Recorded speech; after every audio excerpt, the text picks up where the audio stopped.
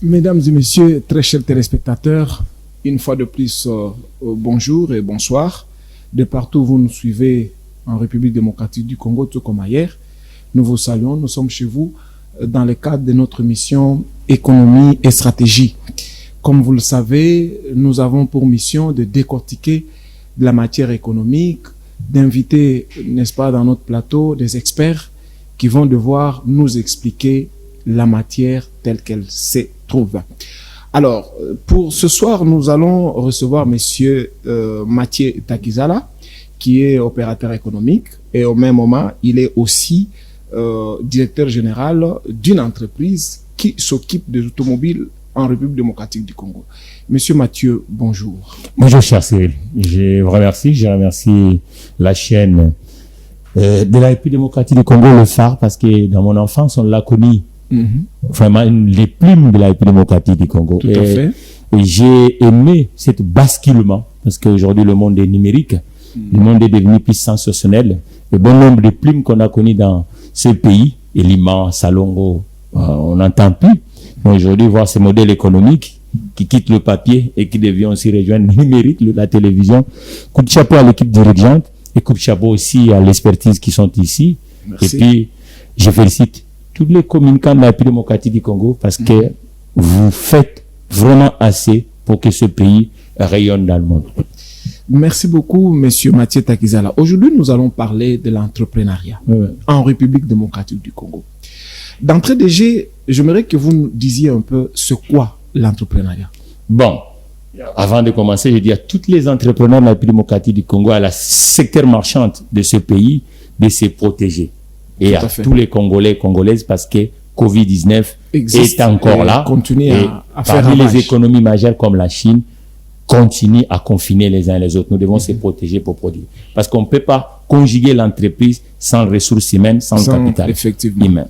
Je vous en prie. Voilà. Donc, l'entrepreneur. L'entrepreneur, beaucoup ont leur définition. Et moi, pour moi, c'est un audacieux.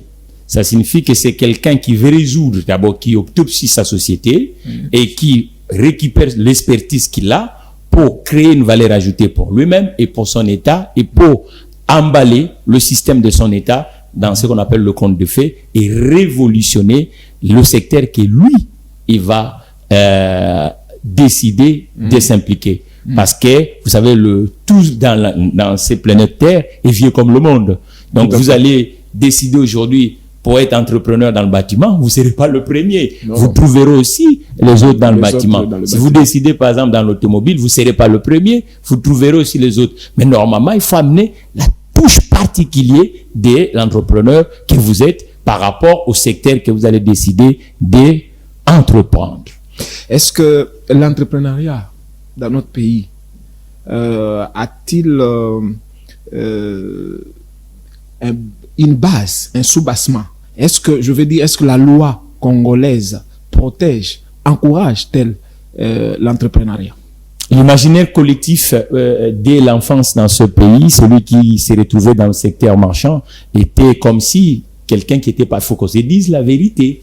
Peut-être aujourd'hui avec les tourmentes sociologiques et sociales du monde, qu'on commence à avaler que le secteur marchand a un rôle sociétal dans la République démocratique du Congo. Mais vous êtes quelqu'un qui est né dans les années 70 dans ce pays. Vous savez que quand on était enfant, le papa vous voyait avec le fils ou la fille d'un commerçant, les gens disaient, mais ouh là là, lui il va tomber faillite demain, qu'est-ce qui va se passer? Donc, or, et pourtant, c'était des erreurs monumentales parce qu'on avait, avec la logique latine, on avait conjugué la réussite sociale uniquement autour de l'administration et de la politique, ainsi de suite. Donc, mais malgré tout ça, il y a eu toujours des exceptions dans la société congolaise. Moi, j'ai des aînés que j'apprécie beaucoup, tels que Doko le père, tels que le vieux Kisombe, tels que le vieux Janon Bemba, qui commence, beaucoup de gens ne connaissent pas, le vieux Janon Bemba commence comme, aujourd'hui, vous voyez le métier de mécanicien, on va parler un peu.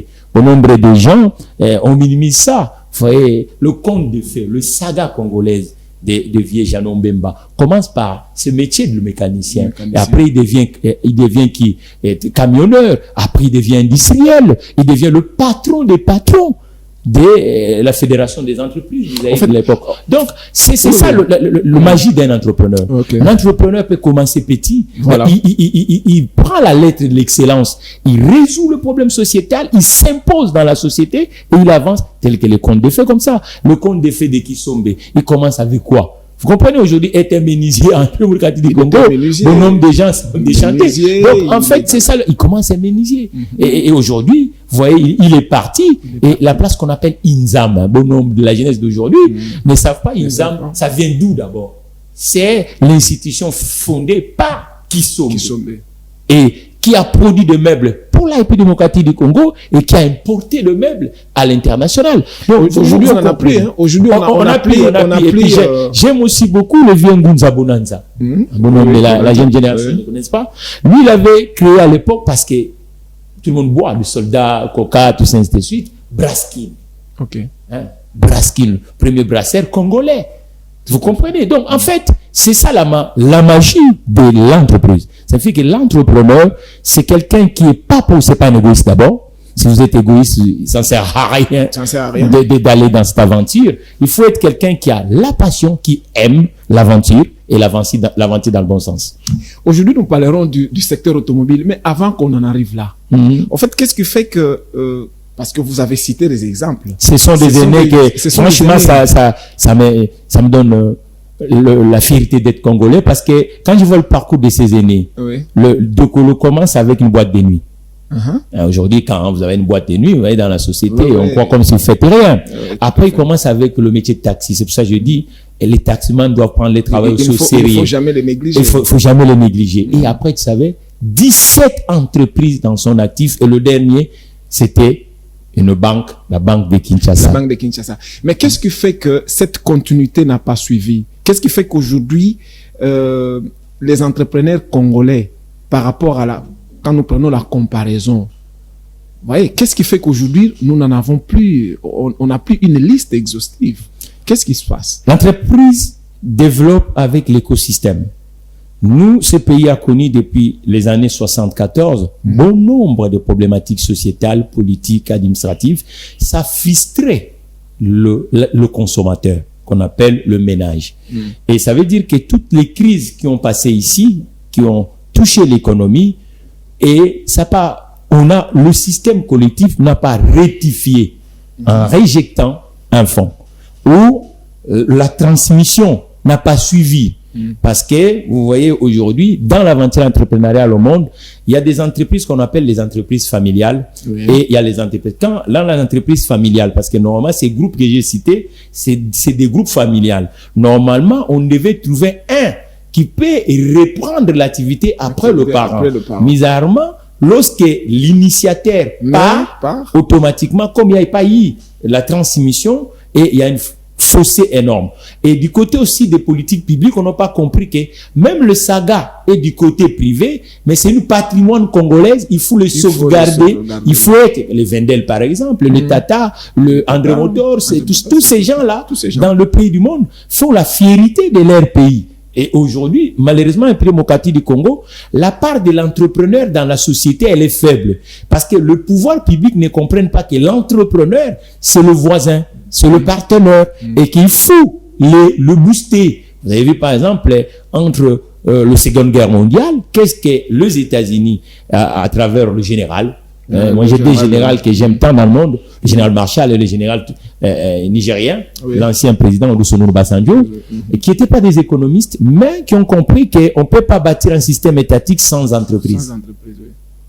Et lorsque la crise se frisse, la Seconde Guerre mondiale, le général Marshall, qu'est-ce qu'il va faire? Il va élaborer un plan qui est devenu célèbre, qu'on appelle le plan Marshall, un plan économique pour relancer l'actif particulier et l'actif professionnel au niveau de l'Europe. Et cela a retourné l'économie européenne et que ça a permis à l'économie outre-Atlantique, les États-Unis, d'avoir le bon jour encore parce que l'économie s'écroise. Nous sommes encore aujourd'hui, c'est de plus en plus la mondialisation, la globalisation de l'économie. Mais du côté congolais, le vrai problème, c'est quoi? lorsque le Congo a un entrepreneur tel que Mathieu Takizala avec l'aventure SAG, au lieu que le Congo s'attelle, rentre à l'intérieur de cette philosophie pour que le Congo gagne, comme Luciano Obasanjo avait fait avec des Elumelo au Nigeria, mais du côté congolais, on est un peu maussade, on est timide.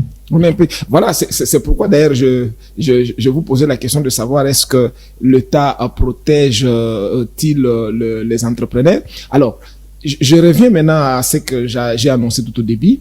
Nous parlerons du secteur automobile. Vous êtes deux pieds dedans. Oui, on est à l'intérieur. Comment ça se passe? Est-ce qu'il y a une facilité? Parce que quelqu'un d'autre peut chercher à emboîter le pas. Oui, mais c'est ça le rôle que moi je suis en train de faire aujourd'hui.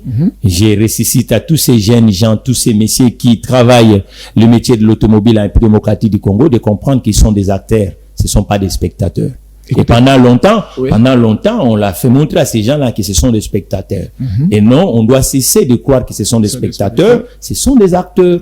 Et ces acteurs, s'ils ne seront pas là, nous n'allons pas faire tourner la machine congolaise. Parce que qu'est-ce qui se passe? L'automobile en République démocratique du Congo, nous avons des périodes. La première période était rose parce qu'elle était canalisée par des institutions. Oui. Donc, les structures organisées, les structures dans la formalité. Le deuxième parti, aujourd'hui, c'est l'informel qui est le maître. La formalité recule dans tous les compartiments de l'automobile. Ça signifie que l'achat de véhicules, l'achat de pneumatiques, l'achat des huiles, la réparation, la formation, le conducteur, le semi-conducteur, ainsi de suite. Tout dans cette ingénierie aujourd'hui, en République démocratique du Congo, vraiment c'est l'informel qui nous guide, c'est l'informel qui nous conduit. Or, dans la logique économique, il n'y a aucun État, cher civil, au monde qui peut miser sur l'informel. On mise sur la formalité. C'est autour de la formalité qu'on peut avancer. Et d'où la nécessité d'avoir des entreprises. Moi, depuis 2019, je suis à Kinshasa, post-Covid. J'ai essayé un peu d'autopsier comme un entrepreneur dans cette industrie. Je vois que le Congo perd. Le Congo ne gagne pas.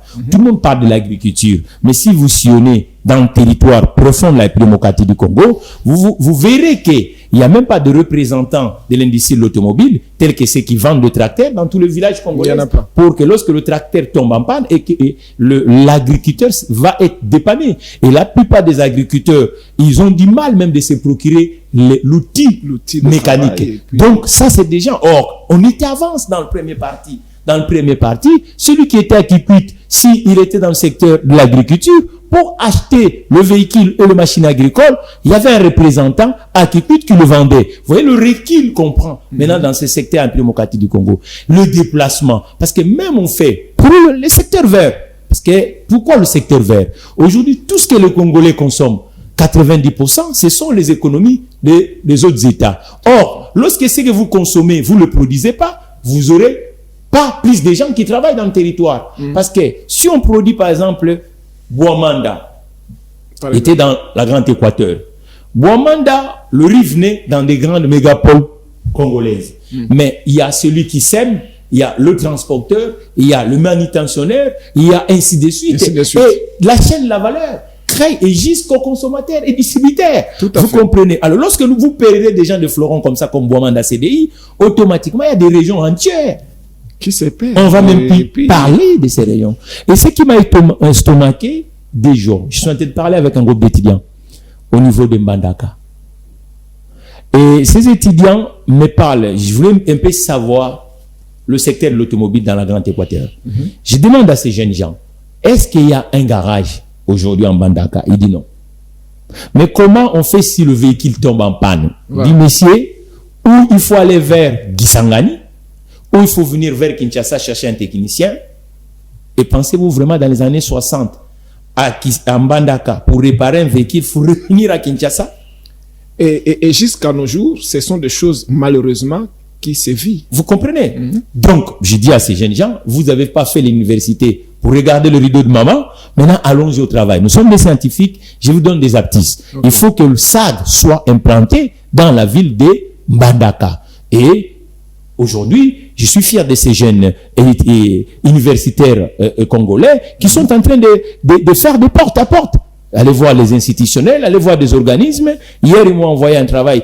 Faisait un peu l'étude sociologique du coin, mais l'argent de ce qu'on va créer ce garage en Mbandaka doit sortir des gens de Mbandaka pour qu'on crée le développement. C'est pas normal qu'on forme les gens en Mbandaka, mais ces gens-là, il n'y a même pas des entreprises pour les embaucher. Donc, c'est ça l'automobile, la photographie de l'automobile à la démocratie du Congo.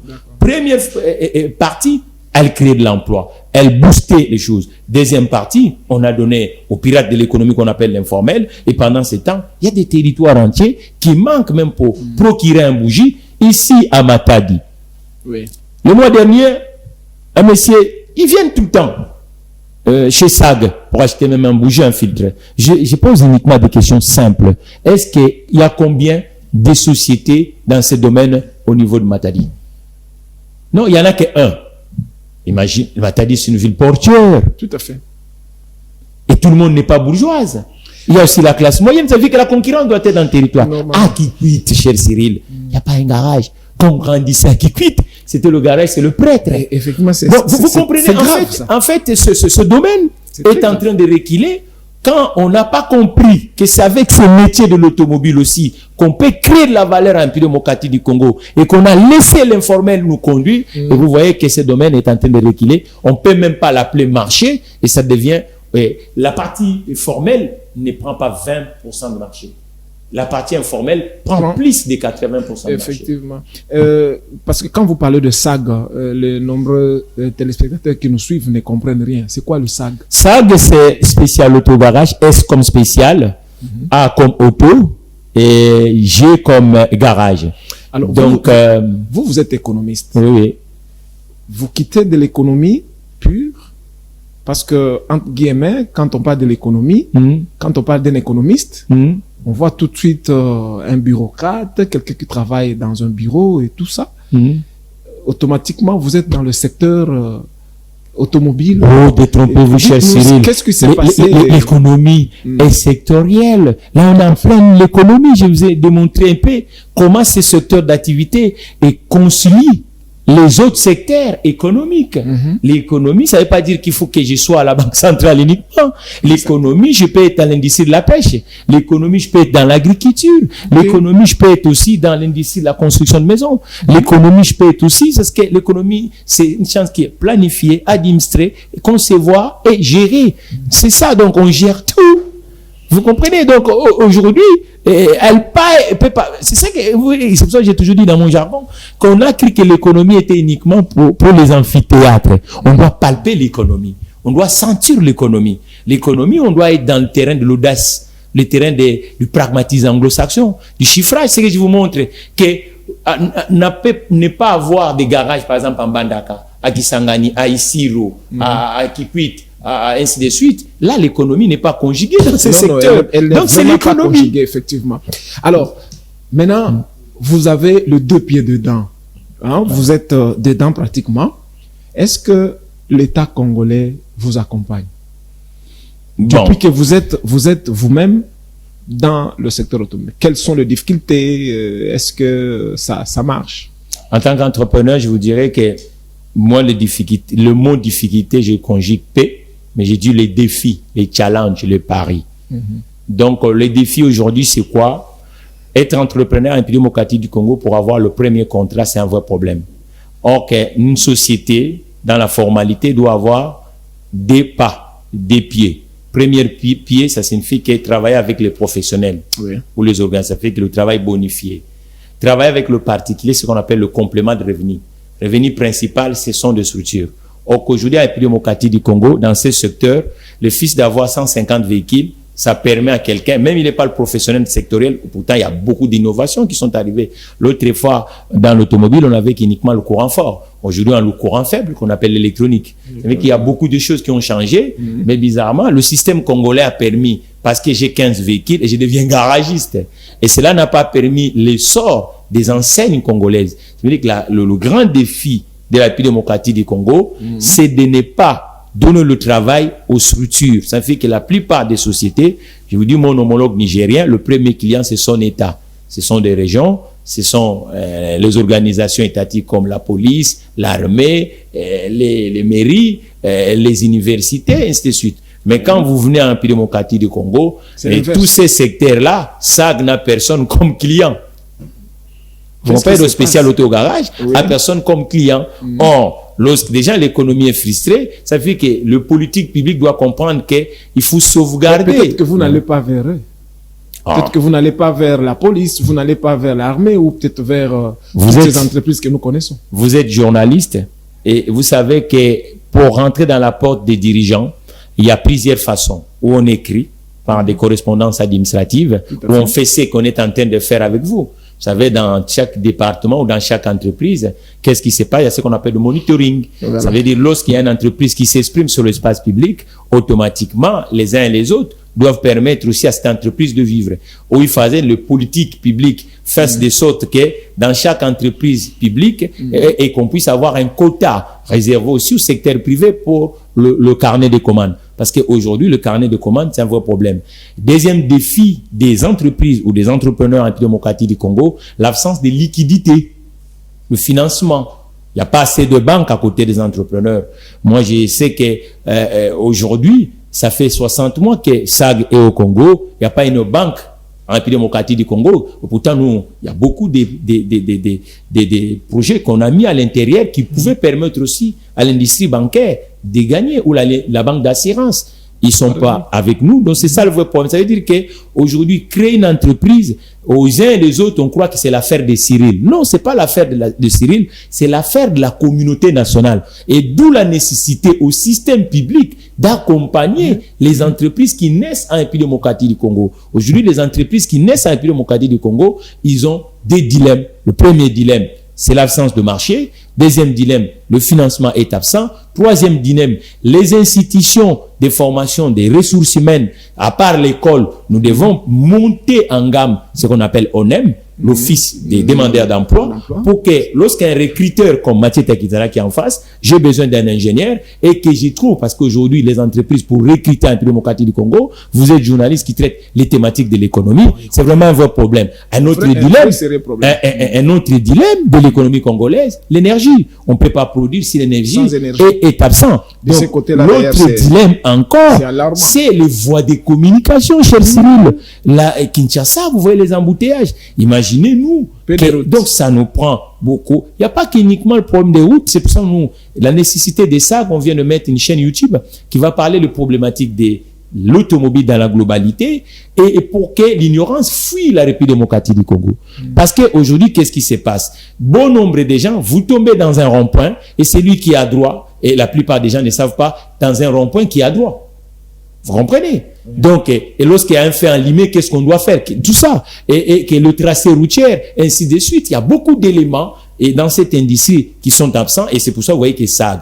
Et l'innovation dans un territoire, elle vient dans des bords public et privé, et aujourd'hui SAG incite aux Congolais de s'abonner massivement sur cette chaîne YouTube spéciale Autogarage et qui va être tous les jours sur une émission hebdomadaire où on va parler les vraies problématiques de l'industrie de l'automobile. Et j'ai essayé un peu d'autopsie aussi, je vois que l'Afrique, il n'y a pas un pays avec ce genre d'initiative où on va parler, parce que les gens achètent l'automobile et sans information, les gens consomment l'automobile et les métiers de l'automobile en Afrique ne sont pas valorisés. Je crois que avec ce genre d'initiative que SAG est en train de faire, et c'est pour compléter, accompagner, encourager, faire avancer la République démocratique du Congo. Alors, revenons un peu à SAG, que vous nous disiez un peu, un garage. Quelle est la mission? En fait, dans un garage, nous avons les Congolais à une seule image. C'est aller seulement faire réparer sa voiture. Est-ce qu'en dehors de la réparation dans un garage, le garage peut avoir une autre mission que celui de la réparation? Il a trois vocations. La première, c'est réparer, entretenir. La deuxième, c'est vendre les véhicules. Normalement, un véhicule, vous devez acheter auprès d'un garagiste parce que la vie d'un véhicule doit être accompagnée par un professionnel, une structure. Ça signifie que la prévente doit exister. Deuxième, c'est le magasin technique. Troisième, magasin technique. C'est que le magasin technique a permis que les véhicules sont conçus par des technologies qui sont venues d'ailleurs et chaque constructeur met les éléments techniques que le consommateur ne peut pas comprendre, mais celui qui peut comprendre, c'est uniquement le professionnel. Et le quatrième mission, c'est le travail d'expert. C'est fait que M. Cyril, aujourd'hui, qu'on appelle contrôle technique, et que M. Cyril veut acheter un véhicule, il fait par exemple 20 km. Mais M. Cyril gagne $100 le mois. Maintenant, celui qui peut choisir à M. Cyril un bon véhicule, qui va pas être l'outil de la ruine, ou de la pauvreté de M. Cyril, c'est le garagiste qui va faire ce qu'on appelle le simulation professionnelle, en sachant l'utilité de véhicule, le flux qui rentre dans la famille, parce qu'à part le véhicule, vous devez, les enfants doivent se nourrir, les enfants doivent aller à l'école, et qu'à part l'achat de véhicule, lorsqu'il tombe en panne, il faut le réparer, il faut entretenir, il faut avoir le contrôle technique si c'est déjà plus de 5 ans, il faut avoir aussi l'assurance, il faut aller à la pompe, et c'est lui qui peut vous aider, c'est pas votre argent, mais c'est le professionnel sectoriel qu'on appelle le garagiste ou le concessionnaire. Alors, merci pour ces éléments. Il y a encore un autre élément que nous voulions que vous nous éclaircissiez là-dessus. À un certain moment, ici dans notre pays, on a parlé de l'âge d'une voiture. Selon vous, quel est, ou je peux reposer la question autrement, pour importer une voiture, importer un véhicule, quelle est l'année de fabrication que nous pouvons tenir compte? Bon. Est-ce qu'il faudrait tenir compte des années récentes ou il faudrait aussi, on peut avoir un véhicule qui date de très longtemps? Vous savez, un véhicule même neuf, il y a des recommandations constructeurs. Et celui qui peut interpréter correctement les recommandations constructeurs, c'est le professionnel sectoriel qu'on appelle garagiste ou concessionnaire. Donc, en particulier, je représente ici ça qui est spécial autogarage. Okay. Ça veut dire qu'à l'intérieur, vous allez avoir un document comme ça, qu'on appelle le carnet d'entretien ou le carnet d'exploitation, mode d'emploi. Okay. Ça veut dire que lorsque le véhicule va chez le concessionnaire, à chaque fois pour les réparations, on va, c'est comme chez les humains, on l'appelle carnet de santé. On va commencer à mettre à l'intérieur de ces bouquins. Mais à l'heure actuelle, en démocratie du Congo, 3/4 des véhicules qui circulent n'ont pas cet élément mathématique ou économique ou technique. Voilà pourquoi au début je disais que ça c'est déjà un vrai problème. Ça c'est déjà un vrai problème, la planification, parce que les imprévus est beaucoup dans la consommation de l'automobile aujourd'hui en démocratie du Congo. 3/4 des véhicules qui rentrent en démocratie du Congo, on appelle de l'occasion. Quand vous dites quelque chose qui est de l'occasion, ça veut dire qu'il y a déjà eu un amortissement. Un jeune homme de 2 ans n'a pas le même problématique à un vieux monsieur de 70 ans. Non. Donc ça veut dire que nous achetons les véhicules qui ont déjà roulé dans les autres pays, mais bizarrement, au lieu que ça passe via les interfaces comme SAG, pour que le professionnel sectoriel essaye un peu d'interroger techniquement en fait, qu'est-ce qui sera le problématique, mais nous on a choisi la route inverse. Et vu que Cyril lui voit uniquement cet argent, l'argent qu'il a, Pierre il voit que l'argent qu'il a, mais en réalité ça crée pas de la valeur du côté africain. Et je félicite le président Nana Akufo, il y a pas longtemps, qu'est-ce qu'il vient de faire? Il baisse l'imposition. Il permet l'imposition pour la production localement au Ghana de l'automobile et il flamme l'imposition pour l'importation des véhicules dans le territoire ghanéen. Il dit aux industriels, venez dealer ensemble au Ghana avec les acteurs ghanéens pour que nous puissions créer vie. La logistique mondiale, vie tout ça, ainsi de suite. Et ça ne sert à rien que nous continuions dans l'autoroute d'aller acheter des trucs sous l'ignorance et d'où la nécessité du chaîne YouTube spécial autogarage. Ça veut dire qu'aujourd'hui, nous achetons les choses sans explication. C'est la question que j'ai. 3/4 des gens. Donc, ça signifie qu'aujourd'hui, tous les Congolais qui veulent se procurer le véhicule, rapprochez-vous auprès des professionnels. C'est très, très important. Très important. Même acheter une maison, il faut rapprocher auprès des professionnels. Parce que le professionnel, c'est son métier. Justement, il est là, le conseiller, la personne qui est mieux placée pour que ce que vous achetez ne vienne pas une bombe à retardement, mais que ça soit un outil productif. C'est cette question que j'allais vous poser en disant, est-ce que les Congolais achètent bien la voiture? Non. Parce que l'autre fois, vous faisiez une différence entre les véhicules qui quittent les États-Unis, qui viennent ici, dont les Congolais achètent comme si c'était des vélos. Oui. Est-ce que les Congolais achètent? Non, les Congolais achètent mal. C'est pour ça qu'on a mis la chaîne YouTube spéciale autogarage pour que avant d'acheter, vous savez, dans le marché majeur de l'automobile au monde, avant d'acheter le véhicule, vous avez des outils scientifiques et que vous allez regarder la valeur marchande du véhicule. Mais aujourd'hui, un Congolais, quand il achète, qu'est-ce qui le guide? Rien du tout. Il y a le sentiment qui le guide. Non, mais on ne peut pas acheter un objet économique par sentiment. Il faut une planification. Et la planification avec l'outil statistique réel. Donc, le vrai problème, c'est ça veut dire qu'aujourd'hui, le Congolais achète parce qu'il a vu la ferraille. Moi, j'appelle ça comme ça, la ferraille. Mais logiquement, il faut regarder le code d'Arguise du véhicule. Parce qu'un véhicule, tous les ans, il perd valeur marchande parce qu'il a roulé. Il a pris l'usure mécanique.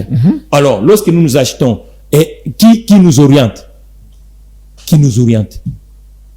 Personne. Parce qu'un frère vit de l'autre côté, et même ceux qui sont en dehors du territoire veulent commercer avec la République démocratique du Congo. À des fois, ils envoient des choses, il a acheté là-bas cher. Ici, le pouvoir d'achat congolais, c'est pas le pouvoir d'achat des Américains, c'est pas le pouvoir d'achat des Chinois, c'est pas le pouvoir d'achat des Français et ni des Belges. C'est-à-dire que tous ces éléments économiques, elle doit être prise en compte. Et même l'environnement que l'automobile va circuler en République démocratique du Congo, c'est pas le même environnement avec les Japonais, avec les Chinois. Donc tous ces paramètres, d'où la nécessité de s'associer avec le conseiller qu'on appelle le professionnel ou l'entreprise qui est dans le secteur. Donc vous êtes vous-même ici. Donc je représente ici. Vous représentez ici. Je représente ça donc Spécial Auto Garage. Le Spécial Auto Garage. Alors dans Spécial Auto Garage, qu'est-ce que nous avons déjà comme différents services que vous fournissez à la population ou à votre clientèle? Aujourd'hui, la partie maintenance,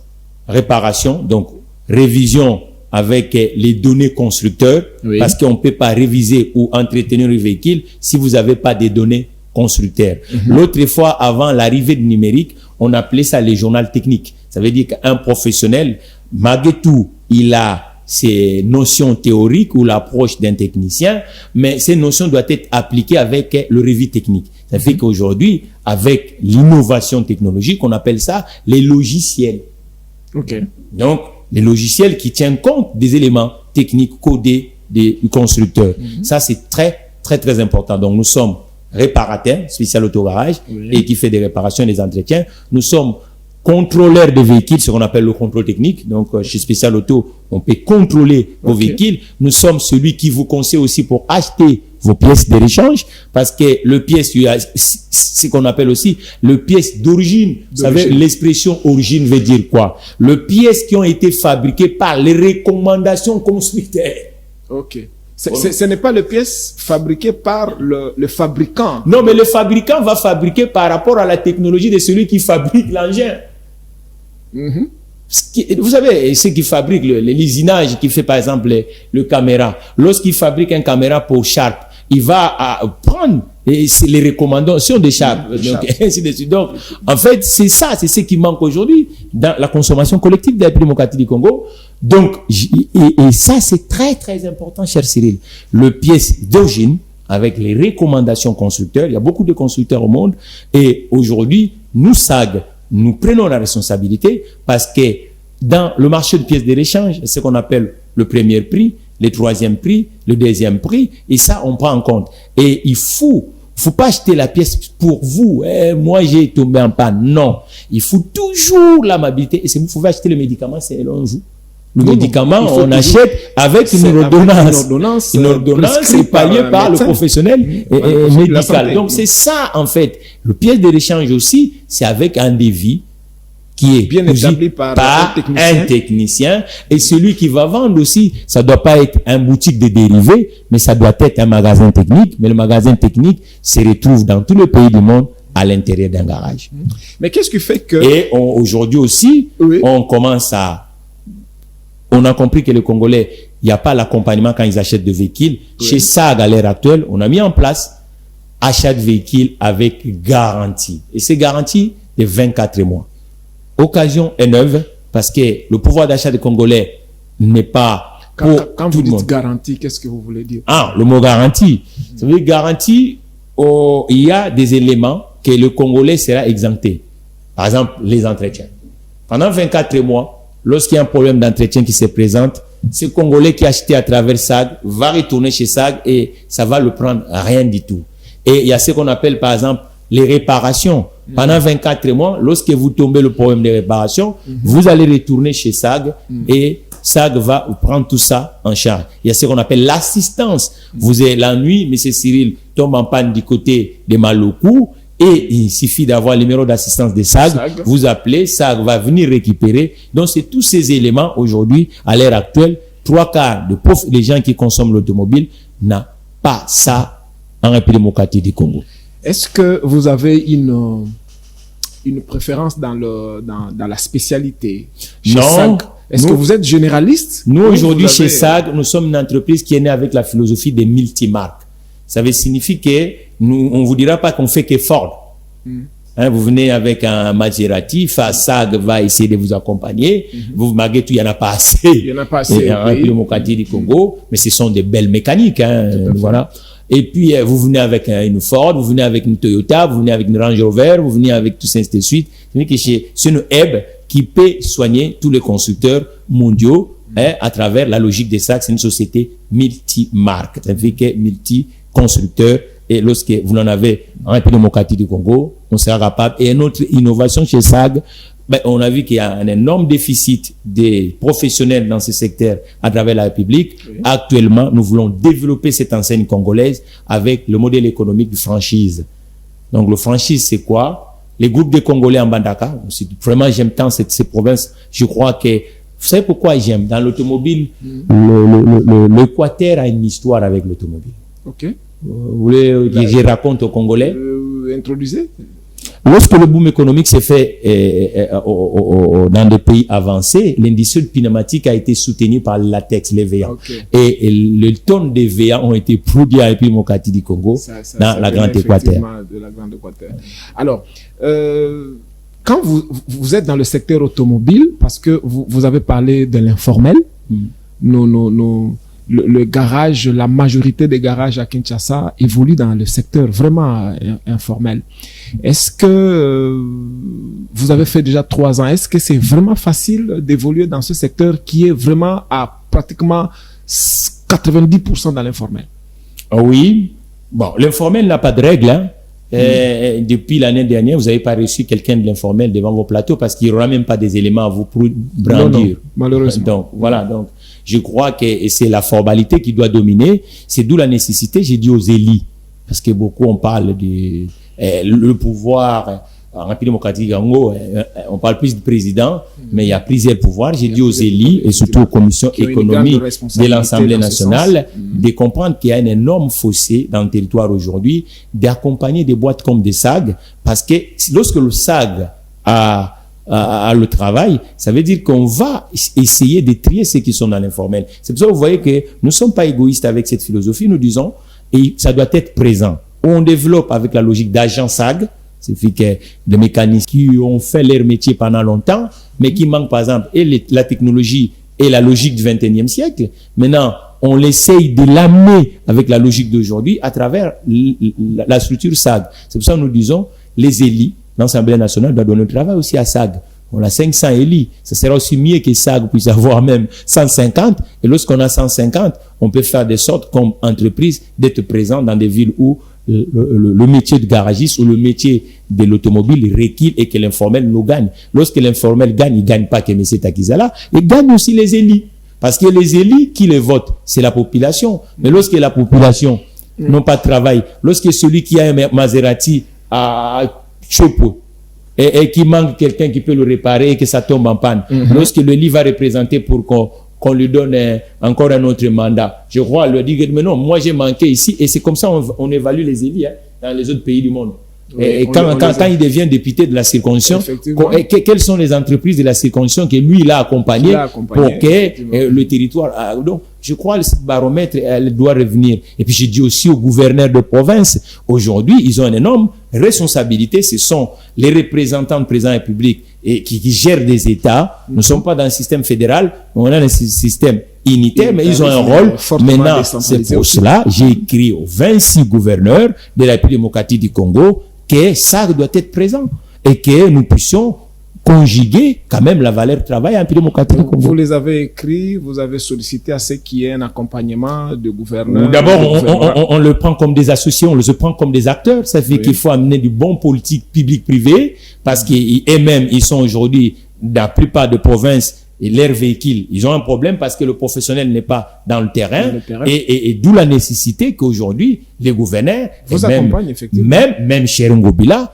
toutes les communes de Kinshasa n'ont pas de garage, et aujourd'hui, d'où la nécessité de s'atteler. Nous avons des écoles de formation des uns et les autres dans le métier technique. Il faut l'essor des sociétés telles que le SAG pour que les techniciens puissent avoir les campus qui peuvent exercer. Alors, vous êtes entouré dans votre secteur parce que lorsque je vois SAG, vous êtes à Limité. Ouais. C'est facile, votre adresse, facilement, vous avez de la clientèle? Bon, aujourd'hui, à l'heure actuelle, c'est des Congolais consciencieux du côté particulier qui arrivent, mais les entreprises n'arrivent plus. On n'a pas une entreprise qui est établie dans la ville de Kinshasa qui vient chez SAG actuellement. Or, une entreprise, tous les ans, doit renouveler ses fournisseurs, il doit avoir plusieurs fournisseurs, il doit permettre que les autres entreprises qui sont dans le territoire puissent avoir le travail. Lorsque SAG a le travail, ça veut dire que les autres secteurs seront touchés. Donc aujourd'hui, je demande à la plupart des chefs d'entreprise qui sont dans la ville de Kinshasa et en particulier en République démocratique du Congo, un bon accompagnateur, un partenaire qu'on appelle SAG. J'avais développé un plan de développement pour SAG. J'avais dit que les entreprises qui ont des intérêts connexes avec la société SAG que je dirige puissent devenir comme des acteurs à l'intérieur. Les sociétés comme OCC, Office des routes, au GDEP, au VD, Sonance, ainsi de suite, qui deviennent des associés à l'intérieur. C'est ce qui s'est fait dans tout le pays du monde. Ma question, c'était de savoir, est-ce que vous les aviez intéressés? Oui, on a écrit à tout le monde. Je crois que prochainement, lorsque vous allez m'inviter, je crois que la télé, c'est pas la radio. La télé, ce sont les éléments réels. Et il faut que le caméra de phare passe un peu chez SAG. Il essaie un peu de récupérer un peu des images et puis récupérer les correspondants. On fait à tous les secteurs de la vie. Nous écrivons pas qu'aux politiques, on écrit aussi aux autres collègues entrepreneurs qui sont en République démocratique du Congo en disant, lorsque vous collaborez avec les sociétés comme SAG, automatiquement, si vous êtes dans l'industrie laitière, qu'est-ce qui va se passer? Ceux qui travaillent chez SAG risquent de devenir encore clients chez vous. Si vous êtes dans l'électricité, ceux qui vont trouver l'emploi chez SAG peuvent voir si vous êtes dans le bâtiment. Donc, c'est comme ça qu'on doit concilier. Il y a une copénétration. C'est comme ça que l'économie opère dans un territoire. Donc, aujourd'hui, nous avons un vrai problème de créer le chiffre d'affaires chez SAG parce que le marché n'est pas avec nous. Alors, nous sommes pratiquement à la fin de notre programme. J'aimerais que vous repreniez un peu l'adresse pour de nombreux téléspectateurs qui nous suivent. Où est-ce qu'ils peuvent retrouver Spécial Autogarage ici à Kinshasa? À Kinshasa, nous avons des sites. Le site principal, c'est 12e rue du côté résidentiel, au niveau Petit Boulevard. SAG est là. Et puis, du côté Kingabwa, ça, c'est des véhicules industriels. Et puis, aujourd'hui, c'est numérique. SAG ne laisse pas le numérique. Il y a un site internet, www.sagkin.com. Là, vous pouvez rentrer dans la magie des numériques. Il y a aussi le profil Facebook Spécial Autogarage.